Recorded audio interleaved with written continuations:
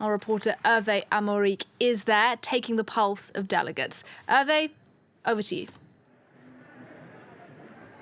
Strong reactions to that draft.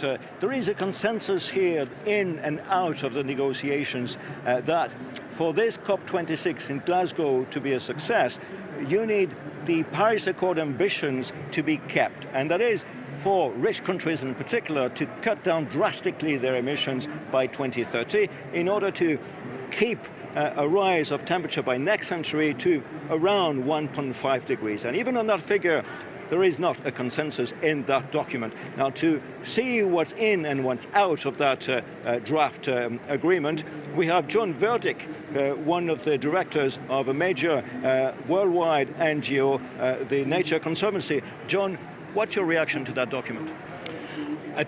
I look at the document together with the announcements that were made last week by leaders, by presidents and prime ministers, is kind of going together. The document now, after we saw those financial and ambition declarations last week, now we see a document that includes science, that includes the goal of going for 1.5 degrees, it includes the need for more ambition, the need for more finance, and the need for more transparency. In a way, it's a great step forward, but we still have negotiations to go.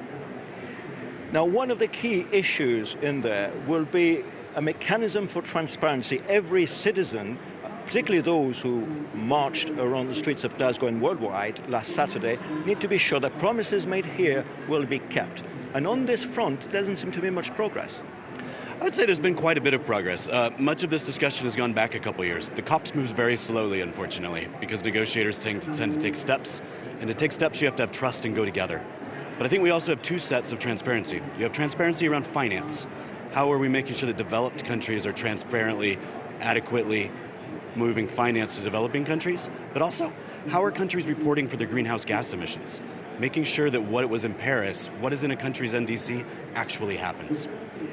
A transition out of using fossil fuels as an energy source is mentioned for the first time, but no deadline here, and a lot of militants here are saying this is too little too late. Well, I think we also saw the fossil fuel statement and transitioning out of coal finance at the G20 as well, too. So it's gaining momentum. It's starting to move. Putting a date on it is very difficult because you have different countries that are still scaling up. I think a next step that's going to have to happen, it might not be a COP, but a next step we need to see on fossil fuels and coal reduction is domestic finance, not just international finance.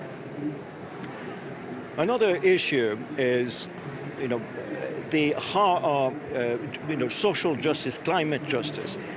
In other words, Gordon Brown, former British Prime Minister, was criticizing this document for a lack of ambition in funding the transition of developing countries. $100 billion had been promised 12 years ago. Still haven't seen the color of that money. Well, I'd say we've seen part of the money. There was a recent OECD report that showed that about 80 billion of the 100 billion was met. So we're not talking about a binary 0 or 1. We're talking about it, they got near it, but they didn't get all the way to what they promised. And in a process that's really based around trust, it's not really helpful.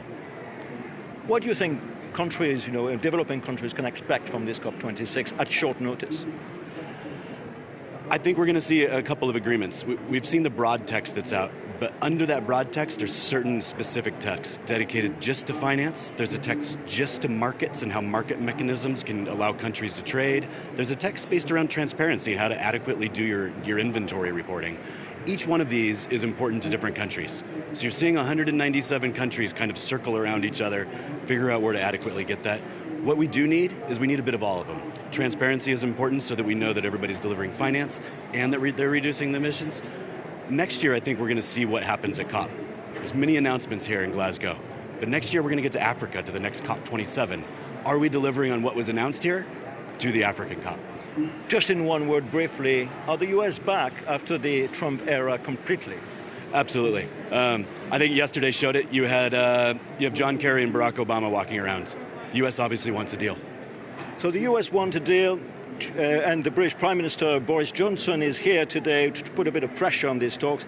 He's got 3 days to help put pressure and get a success in COP26. Back to you in Paris. Thank you very much, Hervé Amoric, for us there at the COP summit in Glasgow, reporting for us there.